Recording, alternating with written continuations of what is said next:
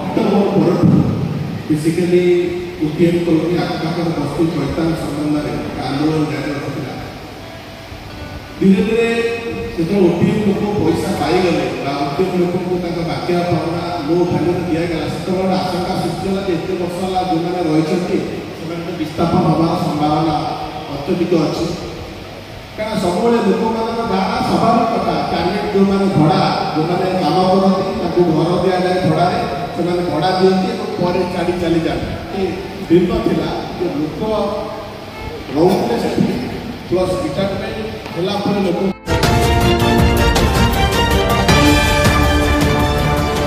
Odisha plus खबर। OTM श्रमिक colony और बस्ती थैथान संगठन तरफ सांबादिक सम्मेलन।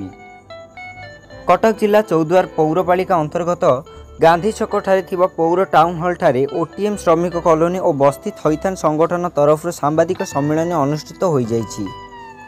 निकटरे ओडिशार मान्यवर मुख्यमंत्री ओटीएम स्थान में वेल्सपन नामक कंपनीर शुभ शिलान्यास करथिले। दीर्घ 100 दिन ऊर्ध्व एवं ओटीएम श्रमिक कॉलोनी और बस्ती थैथान संगठन तरफ कटक जिला ऑफिस सम्मुख में थैथान पर आंदोलन जारी रखिते एवं जिलापाल कार्यालय तरफ 2 थर संगठन सदस्य मान सहित आलोचना कर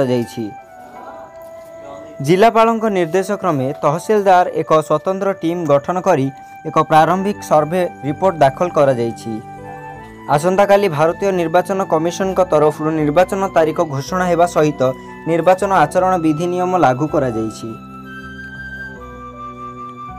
तेणु श्रमिक संगठन आंदोलन को जून मास पर्यंत स्थगित रखिबा सहित निर्वाचन पर पुणी आंदोलन जारी रहिबो बोली ओटीएम कॉलोनी और बस्ती थैथान संगठन एक वरिष्ठ सदस्य प्रकाश करिसंती। ओटीएम रे काम करुथिबा 5000 श्रमिक परिवार मध्यरु 650 परिवार को थैथान करने दाबी उठाइबा सहित जदि भविष्य में थैथान करा न जाए तेबे आंदोलन को जोरदार करा जिवो बोली संगठन पक्षरु एक सांबादिक सम्मेलन माध्यम प्रकाश करिसंती। अन्यमानक मध्यरे ओटीएम श्रमिक और बस्ती थैथान संगठनर जय सिंह, सरिता दास, कान्हूचरण नंद, शिवाजी पट्टनायक, शांतनु सामल, रवि नारायण राउत, कान्हूचरण जेना, अभिराम भूइया, विश्वजित भंज, मानस खुंटिया, अश्विन जेना प्रमुख उपस्थित थिले। Choudwar Cuttack Kanhu Behera report, Odisha plus.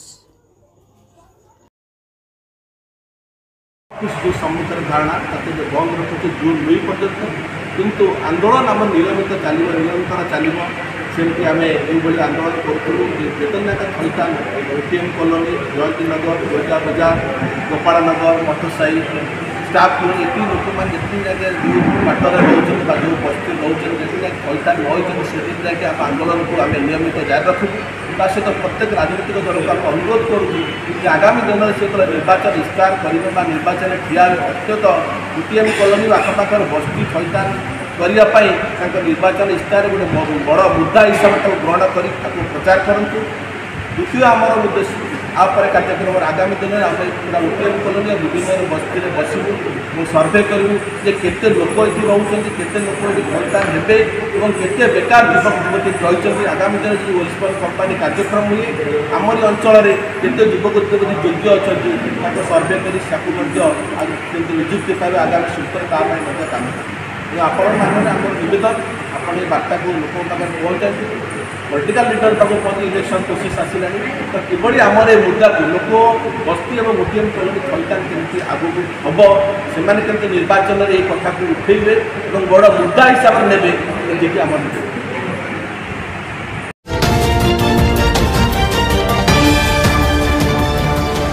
Odisha plus खबर।